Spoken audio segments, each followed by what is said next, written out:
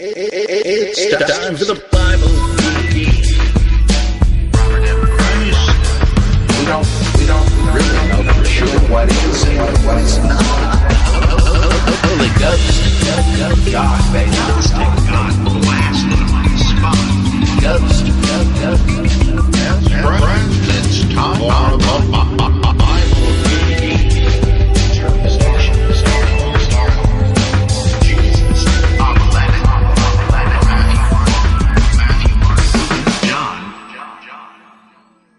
Time for the Bible, Geek, at that time of year that Andy Williams speaks about so well. And thought I'd get into some Bible questions before St. Nick comes, or as my atheist friends would say, Ain't Nick, or as my Jehovah's Witness friends would say, Old Nick. But anyway, whatever you call him, ho, ho, ho. You know, I'm listening to a lot of Christmas music these days, and one of the songs I'm sure you've heard, Do You Hear What I Hear? This is, of course, that could mean, schizophrenic, paranoid, imaginary voices, but you wonder how much Bible the composer of this one, the lyricist, knew. Remember when it said the shepherd boy to the mighty king, do you hear what I hear, and so on, and then the king spreads the word. You ever think who is the king at that point? It's Herod the Great. Maybe that kid should have kept his lip zipped, right? Maybe some babies in Bethlehem wouldn't have paid for the fulfilled prophecy with their lives, right? They got the wrong king. The song sort of morphs into a fairy tale and strange stuff. Here's a thought experiment I had the other day for my Mormon pals.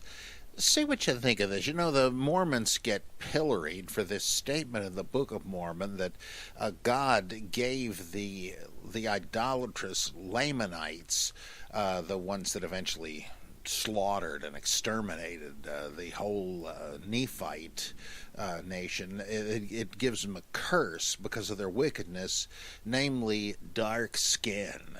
Oh boy. It occurred to me there might be a more charitable way of reading this thing. Now, I could be wrong, but see what you think of this. I wonder if it's possible to understand that as simply a way of accounting for the fact that American Indians were darker skinned, ruddier, whatever the heck you want to call it, or copper colored than white Anglos. And because if they were originally Israelites, as according to the Mormon mythology they were, right? They were just Judeans, basically. Then how the heck did they wind up with a darker complexion? And then the whites, who, the Nephites, who were lighter skinned simply because they were Jews, right? It isn't exactly necessarily, it doesn't have anything to do with white wasps versus black Africans or people from the Indian subcontinent or whatever. It seems like it's just trying to explain why the Lamanites, the Indians, though originally Israelites, had darker complexions than people in Joseph Smith's day who were Jews. And the sinfulness, well, you can't really get rid of that from the story, can you? No, you can't, but the idea might have been originally that it was just like in ancient Israel, there was a reluctance to intermarry with the Canaanites because they were afraid that their, quote, false religion, unquote, would infect the Jewish community. And this would be a marker, a kind of mark of Cain thing. Not that, what else is he going to do? Give him a third eye or something? So I don't know. I wonder if it's as bad as we've usually thought. But let me know what you think about that. I realize it's just sort of a thought experiment, but what the heck. So let's take us a look at the questions. Don't tell me. Oh, yeah, here it is. I thought I'd gotten rid of it there for a second. Oh, let's see. This is from Eduardito. Aloha from Singapore. Firstly, great praise for the pre-Nicene New Testament. This is my first in-depth reading of the Bible, and I must say I was surprised at how useless Jesus is. As a live and let live, peace to all agnostic, I assumed he was at least saying reasonable things regardless of his divinity or existence. But I was disappointed to see that he spends a lot of time worrying about the seeds of his wisdom finding soil and so forth. But his actual wisdom seems to be a few generic helping the outcast lines and more obsessing over people getting the message. As for his actions, there are almost none once the obvious fakes are removed. However, for any would-be readers of the book, I saith unto you, hark, this tome is truly exceptional. Glad to hear that, thank you. My real question, how would Christianity and the world be different if Jesus and the book itself were explicitly the revealed messenger or word of God, a la Islam? Conversely, how would Islam and the world be different if it wasn't explicit? I suspect not much changes because Christians seem to assume it's in there somewhere, and I'm assuming most Muslims would if it wasn't in there, right? The claim to divine revelation. I can perhaps see the Christian world schisming less and the Muslim one schisming more. At any rate, I'd love to hear your perspective. Let's see. Okay, if it weren't a matter of revelation, supposedly, if everybody if this, let me know if this is not what you're saying, but if it were just a question of philosophy, that like Platonism or Confucianism or something, the humanism, whatever, that was being spread, for instance, the notion of what God is like and what he wants, if people simply debated that and said, this is the way it seems to me, like Spinoza, for instance, would we have Christianity or Islam being as vital a force in the world as it has been?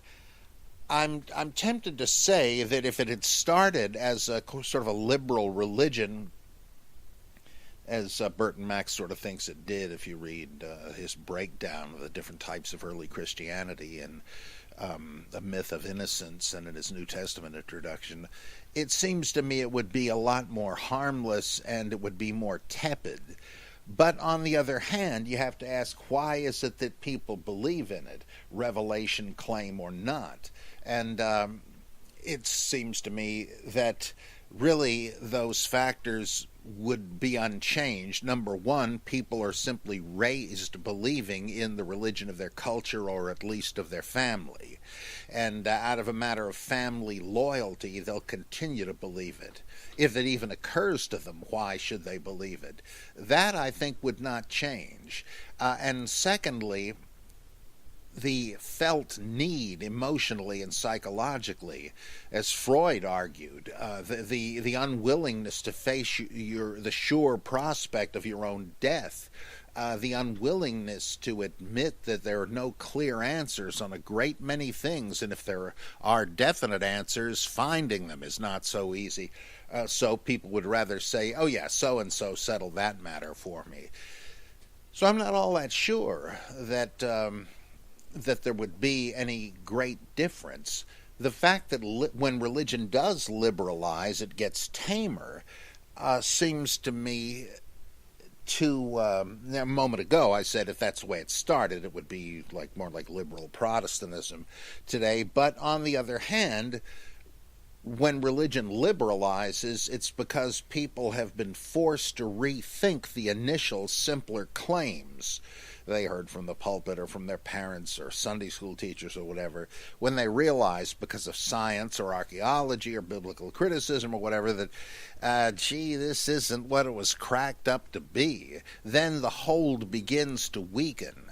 And I have a hunch that if a more modest form were taught, people would still believe it as doggedly simply because that was how they were first taught, right?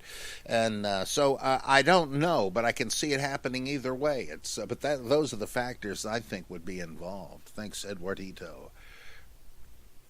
Let's see. Let's scroll down the old page from Lachlan. Let's see. Friday the 13th, I had the bad luck that my car battery gave up the ghost, as it were.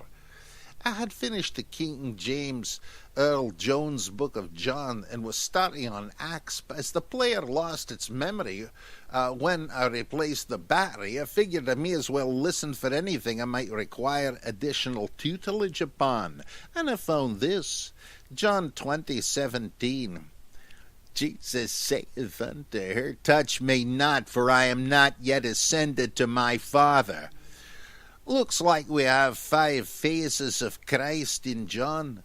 The pre-existent Logos, the incarnate Jesus, the crucified, slain Jesus, the ghostly Jesus mentioned above, and then finally the resurrected Lord Jesus Christ that people can touch and who still eats food. I can imagine an apologetic that this was a cleanliness, don't touch me, but I listened while cringing every time Jesus said he wasn't going to wash his hands before he ate, Mark 7. What's your take? A ritual impurity? A redactional seam? Or do we have a ghost sighting? I think we have a ghost sighting. And I've been convinced ever since I read this, of course I could be wrong anyway, but I've been convinced by Randall Helms' suggestion in his terrific little book, Gospel Fictions, that scene is based on, or in other words, rewritten from, a passage in the 12th chapter of the book of Tobit, where this traveling companion of Tobit reveals himself to have been an angel, Raphael, the healing angel, and he says, didn't you notice that I never ate with you? Because, non-corporeal, docetic, in other words, appeared to be there, but not actually there in any physical way. And he says, then, I am ascending to God, etc., etc., and Helms says that kind of sounds like that story in John, where he says, don't touch me. And, of course, that's the crux of the issue, right? Why? But the fact that he then goes on to say, I am ascending to the Lord and all that stuff, that sounds like the Gospel of John, that perhaps the don't touch me right before it should be understood as a paraphrase of what Raphael said right before his statement that he was about to ascend. I realize, that's not an open and shut case, but I find it pretty compelling. So I think it does denote Docetism, as if to say, don't try to touch me.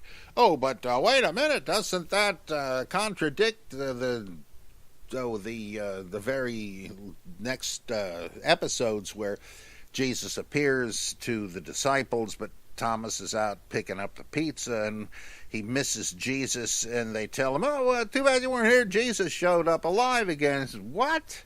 Look, I'm sorry, but I'm not believing that one until I can see for myself. Unless I can actually probe the nail wounds, I'm not going to believe it. And so, a few days later, Jesus shows up again and said, okay, touch me and see. And so it doesn't say he did, interestingly. So did a corporeal Jesus show up? Put your hand in my side. I think so, but keep in mind the story right before that, where he appears suddenly. That kind of implies he is a ghost, right? Something, hey, where'd Jesus come from? If that's the case, we have an incoherent, self-contradictory story. I would say that, well, at least the part of it where he invites Thomas to touch him must not be docetic. Like Udo Schnella in Anti-Docetic Christology in John's Gospel says. But I must point out, Thomas doesn't actually touch him, though he is convinced it's Jesus. Plus, you got to wonder, and I realize this is a slim read, but you have to raise the question, when Jesus says, put your hand in my side and be believing, does he mean what it says in the preaching of John, the gospelish portion of the apocryphal Acts of John, where John says that he would sometimes go to touch Jesus and his hand would go right through him? I don't know, but certainly I think the docetic thing is implied in what he says to Mary Magdalene, as Billy DeWolf used to say, never touch. Okay, now, who's next? Time to scroll. Okay, Joe C. Fuss. He says, first, I was listening to the audio Vox recording of D.F. Strauss's Life of Jesus critically examined yesterday. You're making good use of your time. He was talking about Lazarus and how the raising the dead miracles probably came about later as an assurance of Jesus' ability to raise the dead on the last day. In fact, this is made explicit in the Lazarus story, right? You remember that? Lord, if you had been here, my brother would not have died. And Jesus says to him, your brother will rise. And then she says, Mary or Martha, I forget which, they're pretty much clones. She says, oh, no, he'll rise on the resurrection of the last day, but that's pretty cold comfort. And then Jesus says, I am the resurrection. Whoever believes in me, though he were dead, yet shall he live. And whoever lives and believes in me will never die. Do you believe this? And so on. Yeah, that's right. That's explicit there. Okay, according to Strauss, this would have arisen after the delay of the parousia, which sounds likely to me. Yeah, that could well be.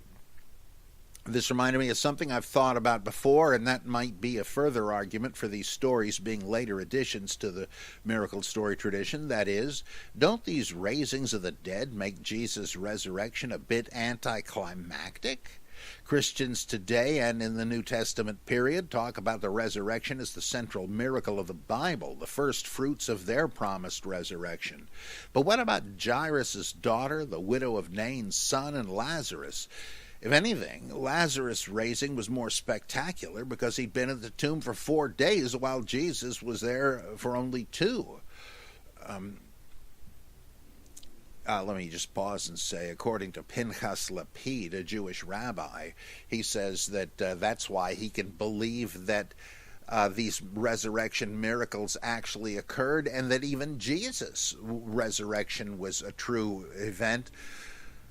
Not that it makes him want to convert to Christianity. I mean, Elijah had raised people from the dead too. I mean, he's making exactly your point, I think. Why is that central? How does it make, Lazarus wasn't suddenly recognized as the Messiah, and so on. Why Jesus? Why would resurrection make you the Messiah? So very interesting point there. I've heard it argued that these were resuscitations and not resurrections, but the only difference I see is that they remained on earth and died again later, while Jesus was beamed up to the mother ship after 1 to 40 days. I must congratulate you. I'm interrupting again. I think that is the case too, because apologists say, and this just seems so pathetic to me, that Jesus was raised bodily, but he sort of wasn't. We don't really know what the heck the resurrection body would have looked like, because it could change density, like the Vision in the Avengers, right? Wait a minute. You're just trying to harmonize these incoherent, inconsistent stories. Does the gospel imply that he was raised in a different body? Now, I know 1 Corinthians 15 does, right? We're going to recapitulate what happened to Jesus, and the last Adam. He was he became a life-giving spirit, and with us too, this mortal shall put on immortality, and so on. But that's not the Gospels, right? The Gospels don't say this. You can't just read Paul into them, though people have always done it. In the Gospel, Jesus comes out of the tomb with gaping wounds. Forgive me, but it's kind of like The Walking Dead. Right, all these zombie stories, which are utterly absurd, because these damaged bodies, I mean, they're real damaged, and I got news for you, that's why they're dead. Right, the body wore out or was severely damaged, and it doesn't work anymore. Now it's like dragging a carcass of an old beat-up car with parts missing out of the lot, out of the junkyard, and saying, okay, now we can just turn the key and it'll go again. It'll look pretty bad, but no, it won't. Suppose it's there partly because it's got no wheels anymore. You're not going to be able to drive it out, right? These shattered bodies nothing's going to make them walk around. Well, in the same way, if Jesus is entering life maimed, as it says a couple of times in the Gospels, for how long? I mean, it was because the writer of 1 Corinthians saw this problem, what resurrection could not entail, that he introduces the spiritual body thing. It is sown a physical body or a natural body, and is raised a spiritual body, because this mortal shall not inherit immortality. Which is another way of saying, wouldn't you just grow even older and conk out again? In which case you're talking about reincarnation, right? Not resurrection.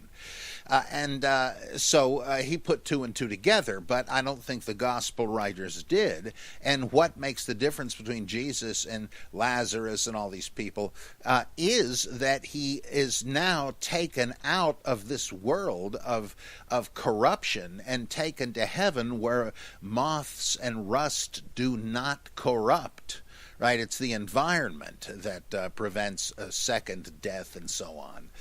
And so, yeah, I think that's right. It's a false distinction. It's the fact that he was beamed up into a germ-free, etc. environment, and God will just keep him alive forever. However, here's another interesting piece. Now, this all does not perfectly work out systematically, and I'm not pretending it does. My whole point is that you have different opinions explained even within the same story. They're incompatible.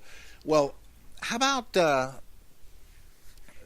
reference to John the Baptist, when it says that John, people thought, and of course the evangelists say erroneously, that these reports of Jesus doing miracles must really be sightings of a resurrected John the Baptist.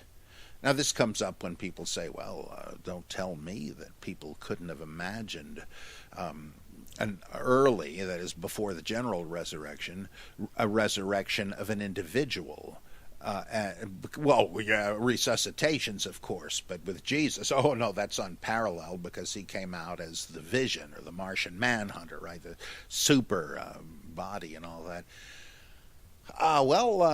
If you take a look at that passage, why do they think it's John the Baptist when they hear miracle stories of Jesus? And they don't know the difference yet. They just hear somebody's doing it.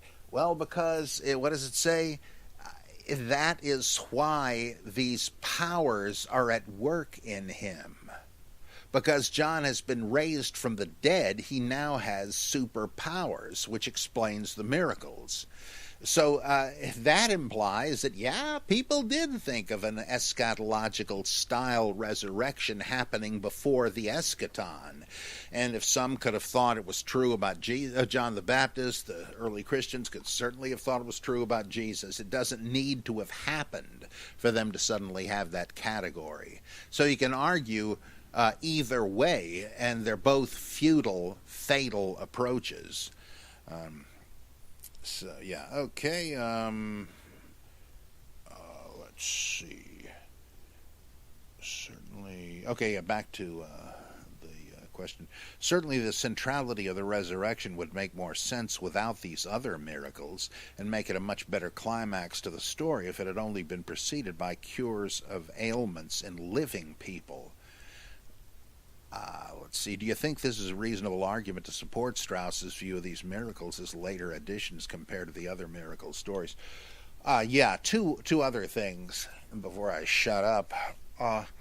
Also keep in mind that all of these stories of Jairus' daughter and the widow of Nain's son and Lazarus, these are not necessarily supposed to be stories of a literal resurrection of the dead. And I know John, redactionally, and he's trying to insist that it was, our friend is asleep, but I will go wake him up. And one of the disciples says, gee, Lord, if he's asleep, that means the fever's broken and he'll get better. And Jesus says, no, I'm trying to tell you idiots, he's dead, but not for long. Well, even as the story progresses, I mean, why did Jesus say he's asleep? Well, as the story progresses, he goes there and Jesus says, roll away the stone from the tomb. And the sisters say, Lord, by this time there'll be an hell of a reek. He's been dead 4 days. And Jesus says, no, go ahead with it.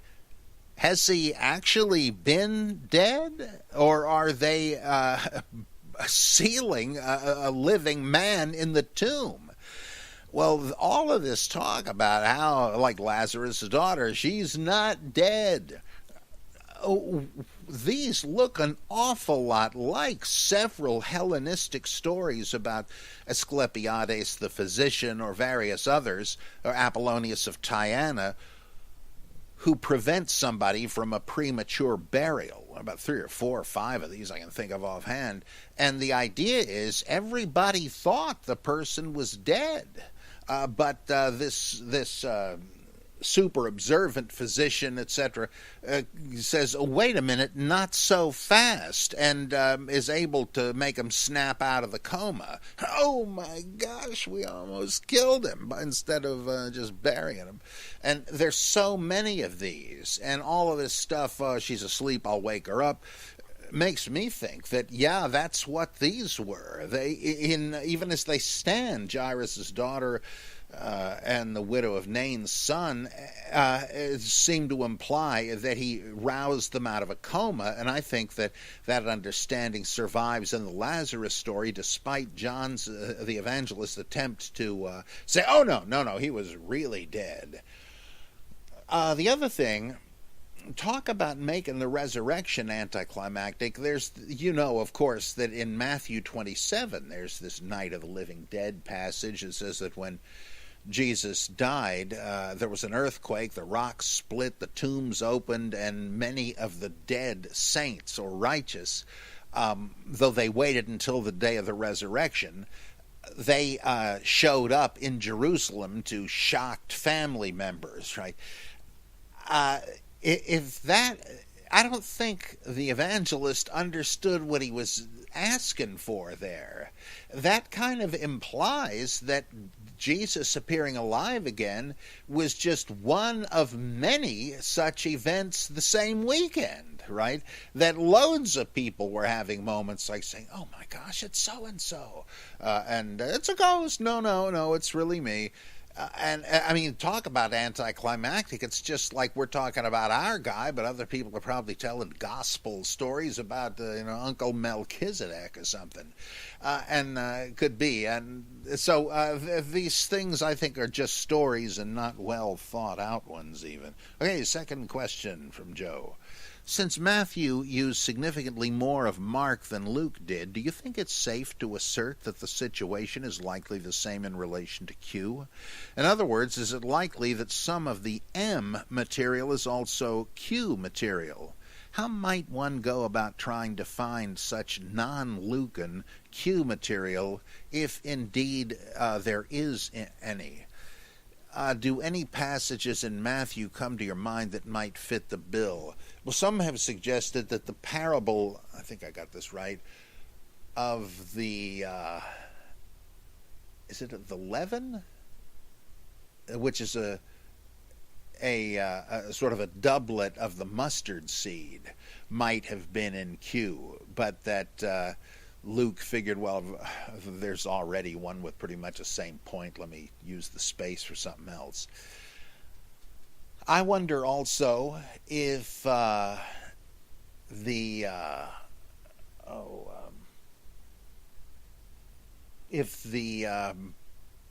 parable of the prodigal son in Luke and that of the disobedient son in Matthew, where the guy says to his two sons, I got a lot of farm work for you to do, go into the field and so on. And the one of them says, okay, here I go. And the other one says, no, I'm not doing that. I'm going to the video arcade. But the one that said he was going to go decides, no, I really want to do that, hell, but I'm going to the bar. And the other one says, I can't believe I said that to my dad. Now I'm going to go into the field and do exactly what he said. Sheesh, what a jerk I was. Which one of these you suppose did the will of his father? I think that we may have two different developments of a common shorter parable. One that Matthew and Luke had in common, hence Q. That could be. I think also part of the triumphal entry story, where the children are saying Hosanna to the Son of David or whatever it is, and the scribes say, don't you hear what these kids are saying? Tell them to be quiet. Blasphemy or whatever. And Jesus says, look, if these were to... haven't you ever read the psalm that says, out of the mouths of babes you have coaxed forth perfect praise? That's what's going on here. I think that's... is that Luke or Matthew? But at any rate, the other one has, instead of that, they say, teacher, don't you hear what the crowds are saying? Can't you get them to be quiet? And he says, look, I wish I could help you, but if these people did clam up, the stones themselves would cry out. Now that's interesting. In the one gospel, it's the children, the sons, Beni, who are praising Jesus. In the other, it's envisioned that the stones, the Ebeni, might start to praise Jesus if these people stopped. I have to wonder if that is not, that they don't both go back to a Q original. I don't know, right? Here's one where I think something is thought to be Q that is not, and that is the temptation narrative. It seems to me that, here's my case for that. Marcion's gospel didn't have the temptation in the wilderness. And since that is the earliest known version of what we call Luke, I think that's a pretty important bit of text critical data. Mark sure didn't have that. He doesn't even imply that Jesus was fasting for 40 days in the wilderness. Just the opposite. The angels came and served him food, just like Elijah. That's the parallel. And ministered unto him. Surely that's what it means. They gave him food like they had Elijah. So the fasting thing, that doesn't come from Mark. And of course, Mark doesn't have the three temptations either.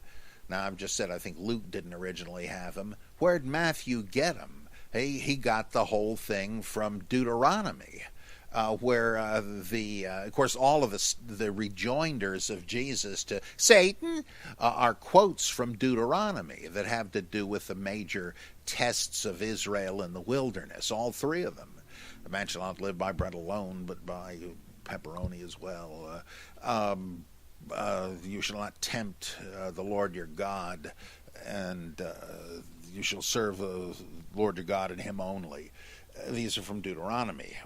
Well, so is the notion of Satan taking Jesus to a high mountain to show him all the kingdoms of the earth. That's got to come right out of Deuteronomy, where God takes Moses up to the top of a high mountain and shows him the kingdoms that the Israelites are going to conquer. So I don't think that was in Q, which is kind of a helpful notion, because people have wondered, well, wait a minute, Q is mainly just sayings. Why would you have a story like this? Well, you didn't, in my opinion. So, thanks, Joe. Okay, who's next? Jason from Bridgewater, Mass. In Psalm 16:10, David is declaring that the Lord won't allow his Holy One to undergo decay. Peter, in Acts 2, argues that David had to have been speaking of the resurrected Christ in that psalm, because David himself did undergo decay. If the psalm is not about some person whose body doesn't decompose, to what is it referring? Did David not think he was going to die? Oh, was this truly a prophetic psalm? Well, of course, what it means in the psalm text is, you're not going to let me die. I know you'll get me out of this. That's what it means about the... he doesn't mean he's going to have literal immortality like Vandal Savage or the Wandering Jew, right? He's saying, I know you're going to get me out of this mess. I'm not going to die now. It's like I was watching a Scrooge movie. Patrick Stewart as Scrooge in this one, and but I think I also saw The Odd Couple, Christmas Boys at a Riot, and when Scrooge finds out from the ghost of Christmas Future that he's gonna die, what, you thought you were immortal? No, of course not. He's seeing implicitly next Christmas. He's shown that if he doesn't shape up, he's not going to last out the year. Same sort of a thing. It's immediate or very soon to come death. That's what the psalm is about. It's just taken out of context. And of course, they were trying to do that in some cases. The old Pesher method of exegesis, where you realize, well, whatever it was talking about is stale news now, but it's still scripture, so it's still got to be relevant. And I guess there's new light to break forth from it, as I think Winthrop said. And they figure there are these hitherto hidden messages for us. This may have been one of them. Matthew certainly views Isaiah 7:14 and Hosea 11:1, etc., as examples of that. Okay, Dr. Barton, who I sometimes think ought to be hosting the show instead of me, says, after listening to your response to the question about the meaning of the healing of blind Bartimaeus in Mark 10:46-52, this was on episode 15048. That sounds like a star date. I came up with an interpretation that wants for, nay, demands your consideration. Ha! I really don't use that word nay enough. Like Mr. Ed. Wilbur. As you may remember, I am of the opinion that the Gospel of Mark is mostly the story of the Christ or resurrected Jesus, whichever interpretation you prefer, with most of the action told out of order, with Jesus' death occurring early in the manuscript of the Gospel. As such, most of the miracle stories are being told about a spiritual Christ and his trips in and out of the Lake of Galilee. They are depictions of him entering and leaving the realm of the dead. One of the implications of this interpretation is that the feeding of the multitude on the mount was actually ministering to the spirits of the dead on the mountain of God. How fascinating. Yeah, it was a big deal in the Old Testament, right? The mountain of meeting of the gods and all that. With that in mind, what if we were to look at the Bartimaeus incident as more or entirely a spiritual event rather than a physical one? If that is the case, then we should look more closely at the use of the word that encompasses that I might receive my sight, Mark 10:51, and he received his sight, Mark 10:52. Both derive from the word anablepo. generally interpreted as to look up in the Gospel of Mark. Ignoring its use in the other Gospels, how was anablepo used the other 5 times in Mark? Mark 6:41, during the feeding of the multitude on the mount, and when he, Jesus, had taken the 5 loaves and the 2 fish, he looked up to heaven and blessed. Jesus did not recover his eyesight here. Rather, he was either making a simple religious gesture, odd because most people, I think, are trained to avert their eyes from the heavens, or he was looking for something.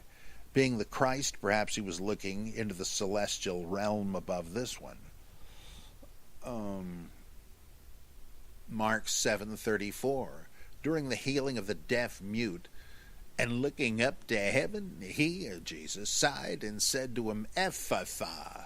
This use of anablepo seems almost identical to that in 6:41. Mark 8:24.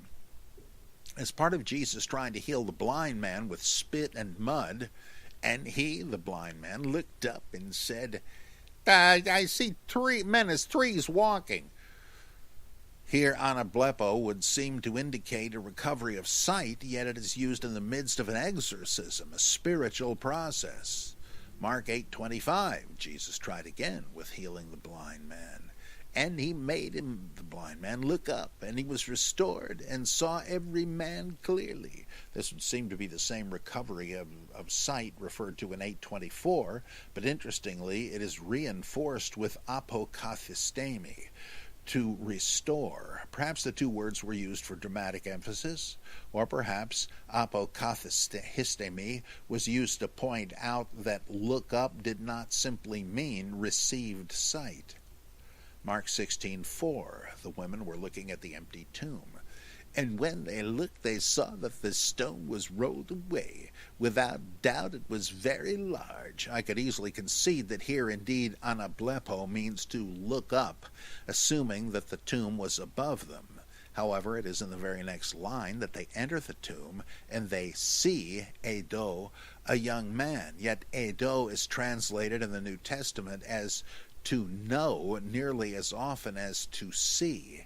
Is it possible that anablepo is being used in a more spiritual sense here, that the women were seeing into the spiritual realm and perceiving the young man who certainly frightened them for some unexplained reason? I may be perceiving more meaning than the evangelist Mark intended, but it seems to me that a case can be made for a spiritual use of anablepo and the other 5 uses in the Gospel of Mark. So if we look again at Mark 10:46-52, might we see a spiritual meaning to this incident beyond a simple healing or exorcism? What are the elements of the story? 1. Jesus is traveling out of Jericho on the way to Jerusalem.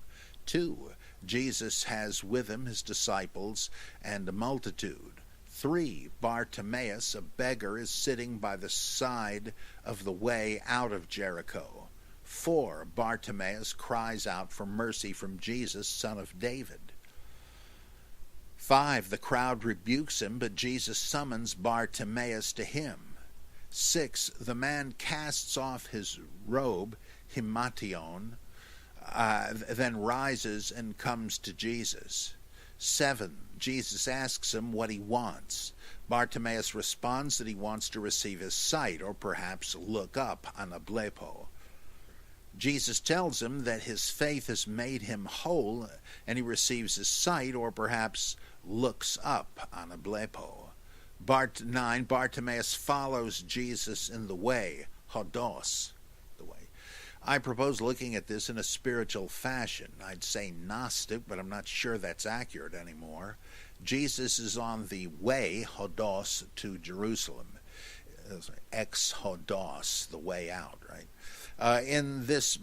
Is this mundane or spiritual? Remember that Mark 1:2-3 speaks of preparing the way, hodos. There may be no reason to assume that this way is actually a physical road, especially as near as I can figure out the previous stop for Jesus and his men was Capernaum, Mark 9:33, about 70 miles away. When Bartimaeus is summoned to Jesus through intermediaries, interestingly, at least two layers, disciples and multitudes, he casts off his himation. Was this intended to mean an actual physical robe, or was he casting off his garment of ignorance to put on a shining light from the trimorphic protenoia, in a Nag Hammadi text, or bodily garment to ascend to the heavens, from the Ascension of Isaiah 4:16 through 17. Note, there are also strong associations between discarding clothing and becoming baptized, putting on the words of God or spiritual clothing in both early Judaic and Christian literature. When Bartimaeus reaches Jesus, he tells Jesus that he wants anablepo. Should we assume here that a mere restoration of sight is involved? Is it possible that this blindness was a spiritual blindness which Jesus healed, enabling Bartimaeus to see the heavens and follow the way? There is an interestingly parallel passage early in the first Apocalypse of James, as translated by William R. Schotel. If you want, let's see, okay, here's a quote from it. If you want to give them a number now, you will not be able to do so until you cast away from your blind thought this bond of flesh which encircles you, and then you will reach him who is. In this passage, you don't have a mention of garments, but you do have mentions of blindness, casting off of flesh, and reaching him who is. This interpretation might also stimulate us to look back at Mark 8:24 through 25 and ask if the blind man there was also spiritually blind. I might be seeing patterns that aren't there. My command of biblical Greek is certainly minimal. I'd appreciate your critical New Testament appraisal of the basic interpretation presented above. Okay. Well, I know it has been suggested that the blindness is part of an agenda to reject Jerusalem Christology, or whatever you want to call it, the notion that Jesus stems from the ancient dynasty of David, that Galilean Christians didn't think he did, and that they are the ones that contributed the story in Mark where Jesus says, you ever wonder why the scribes claim that the Messiah is David's son? You know, how can you square that with Psalm 110, where David supposedly is saying, the Lord, Yahweh, said to my Lord, sit at my right hand till I make your enemies your footstool. If he's David's son, how could David call him his Lord? Implying he isn't David's son. Just the filial piety of Judaism. Would David have called Solomon his Lord? No, he wouldn't bow down to his son, even if his son was now the king. And so this, I mean, everybody seems to accept that assumption, at least the story presumes so. And so he's saying, you see, they're wrong. This Psalm 110 passage just sinks their Christology. The Messiah isn't Davidic. I mean, that would really fit with a lot of things. I mean, it might even be pre-Christian. I can well imagine somebody arguing that John Hyrcanus, or one of the Hasmonean rulers, was the Messiah, an anointed priest king, even though everybody knew they weren't Davidic. Well, they ain't supposed to be, would be the rejoinder here. But probably is used by Galilean Christians to say, no, you guys are wrong. Jesus isn't a new David. He's a new Elijah, a new Moses. So what does that have to do with Bartimaeus? Well, could it be his blindness? The nature of it is indicated when he says, Jesus, son of David, have mercy. And then the blindness Jesus gets rid of is that erroneous belief. And from there on in, he follows Jesus as a true Galilean-type Christian. Who knows? But that does make some sense. That like Paul's blindness in Acts 9, that is obviously the blindness of unbelief. So I mean, that's not that's not far-fetched. The rest of it strikes me as well nigh allegorical, though, what you're suggesting.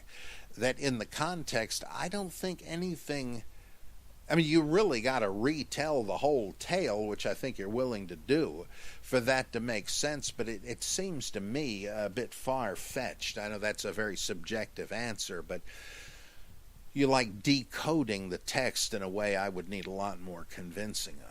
But once again, I always am interested in new readings, and I think people of old texts, and I encourage people, as I do you, to keep at it and see how fruitful this paradigm may prove. Do I want to? Yeah, all right. Here's one from Lachlan.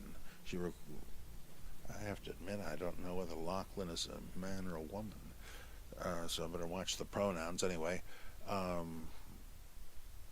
Lachlan requested a Scottish accent before, so I'll use another one now. Listening to your 5-year-old podcasts on the couple of hundred questions from a preterist website, gave me two thoughts. The first is that preterism is almost compatible with LaVeyan mysticism, Anton LaVey, where an age is 1458 years, meaning Jesus defeated Satan sometime in 508 CE, and Satan defeated Jesus in the spring in 1966 CE. Don't tell me, is that when the Church of Satan was started? The other thought is even stranger.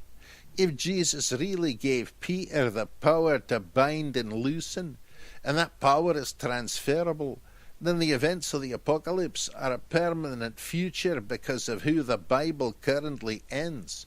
Imagine a seafood place with a huge sign that says, "Free crab tomorrow." No matter when you look at it, there's an inherent promise of free crab, and it will soon be fulfilled. But because you cannot add, subtract, or change one word, tomorrow will never be today or yesterday. I know it's weird, but if you can imagine the promised events always moving through time in relationship to the present like a fourth-dimensional traveling companion, it makes perfect sense. Well, Lachlan, just last night I was reading an essay by Klaus Westermann called Beginning and End in the Bible, and he's talking about Hermann Gunkel's great book, oh boy, how's the English, for once is longer than the German, Creation and Chaos and the Primordial History and the Eschaton, or something, where he's comparing Genesis 1 with Revelation 12, and the punchline is that it looks like, as I don't know if it was Gunkel or somebody else that said, Endzeit gleicht Urzeit, the end time resembles or repeats the primordial time of origins. And that seems to be true. A lot of the stuff like the fight with the dragon and the fall of the sons of God and so forth are said to happen at the end of the age in Revelation, and that seems to have been a general view, that we're going to have a replay of all of that stuff to mark the end of the age, to wrap it up on both ends that way. And Westermann suggests that one way of understanding this is to say that the beginning and the end are constantly present and with us, that they're not literal. And this, again, reminds me of Scrooge, where, what does he say at the end when he's pleading with the Grim Reaper, the ghost of the future Christmas? And he says, I will not forget the past. I won't forget the lessons taught me this night. I will, whatever it is, allow the spirits of all three, past, present, and future, to strive within me. That's sort of what I think Westermann is saying. And that's kind of like what you're saying, that it's an eternal paradigm, not really a sequence of events. Margaret Barker says that too about the apocalyptic mythology of the Bible, that they're not really, they didn't discuss things in terms of philosophical abstraction in the Bible. Of course, it wasn't long. Philo certainly did that, but they didn't do that. Rather, they told stories about an unseen world and so forth. Or look at their astrological stories, that, like the Halal son of Shahar, he tries to usurp the throne of Elyon, but was cast down. Well, this happens every day, right? Because Halal is the planet Venus and Elyon is the sun, and so every day he makes another attempt and gets slapped down. Well, they knew it was recurrent, but the story just somehow sums it up, right? Who knows if they even thought any such thing happened in real time. It's sort of doubtful they did. And maybe that's what's going on. That's certainly the view of Reinhold Niebuhr and Paul Tillich, right? That there is not going to come. Or Bultmann, he says, the world is going to go on forever as every schoolboy knows. And he says if it ends, it'll be through a mundane cause, a nuclear catastrophe, right? But you're not going to have angels parachuting out of heaven and all of that. This mythology is important because it characterizes hopes and cautions about the world. I always like to say that those people that during World War II concluded that Hitler was the Antichrist, the beast of Revelation, they were right. Not literally, right? The World War II didn't end in a glorious second coming of Christ. But can you think of a better actor to play the role of the beast than old Adolf? And of course, the same thing has happened again, like this guy Abu Bakr al-Baghdadi. Seems to me to be a pretty good candidate too, because it happens again and again. And you use these myths to discern the signs of the times and so on. So there's something to that. It's not as wacky as you apologize for, Lachlan. Good thinking. Well, that's it. My voice is getting kind of tired here, but that's not much to complain about, because I do need to pass on news that is rather sad.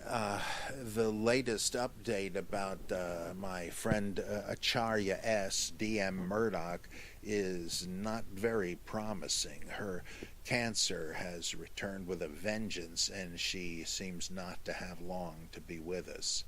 They're still raising money, though, for her 13-year-old son's care after she's gone.